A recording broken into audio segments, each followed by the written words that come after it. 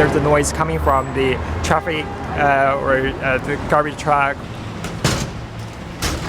I think to be really affected by sirens here. It makes it harder to kind of focus because there is just so much background noise to block out. Noise pollution is really one of the topmost quality of life issues in the United States.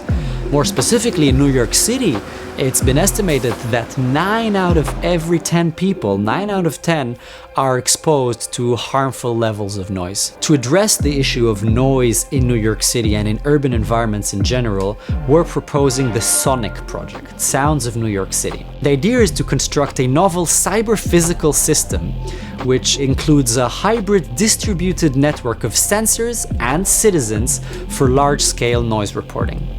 In this network, citizens are empowered by apps that help them connect to the city and with each other in an effective and responsive manner, while sensors make use of cutting-edge machine listening methods to constantly provide a rich description of their acoustic environment. Information from the network flows through a cyber infrastructure that analyzes, retrieves, and visualizes data to facilitate the identification of important patterns of noise pollution. It's intended for decision makers at city agencies to strategically deploy the human resources at their disposal to act on the physical world. We're in the Cooper Union Anechoic Chamber in Manhattan, New York City. The reason we're in here is this is where I carry out all of the acoustic testing, mainly on the project's MEMS microphone that we use that allows us to produce accurate acoustic data that is up to the standards required by the city agencies such as the DEP, the Department of Environmental Protection, at a very low price. It's around $10 for this device here. We use a single board computer called an Odroid. Now this is going to carry out all of our processing on our data in situ within our sensor itself. So our sensor costs around $100 in parts, which is very low cost compared to other solutions. And this has a potential to be scalable and be deployed across a city in large numbers. Being able to measure decibel levels is a crucial first step for noise monitoring, and that allows us to say where noise is happening and when, but it doesn't allow us to answer the question why.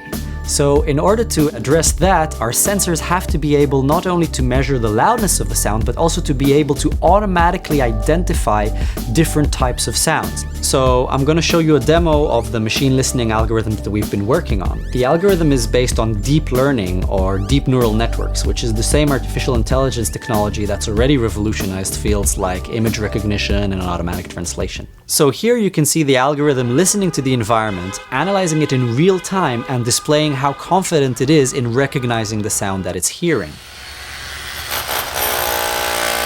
To see how this works, we're playing it sounds that it's never heard before, and we can see how the algorithm reacts to these sounds. For our first prototype, we're focusing on the sounds that New Yorkers complain about the most. And you can see how with this technology, we can start answering questions that we just weren't able to answer before. Things like, which parts of Manhattan have the largest amount of car honks?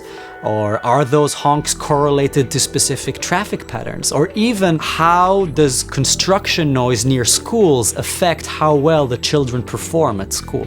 SONYC is an ambitious project, and so to ensure that we achieve the goals that we've set out for this, we've built a very strong team of leading researchers, including Juan Pablo Bello, who is an expert in machine listening, Claudio Silva, who is an expert in data analytics and visualization, Oded Nov, who specializes in citizen science, Luc Dubois, who specializes in digital media, and Anisha Arora, who is an expert in sensor networks. The SONYC project is going to help city agencies like the Department of Environmental Protection in mitigating noise pollution. It's gonna provide a lot of valuable information for research in terms of understanding the sonic environment.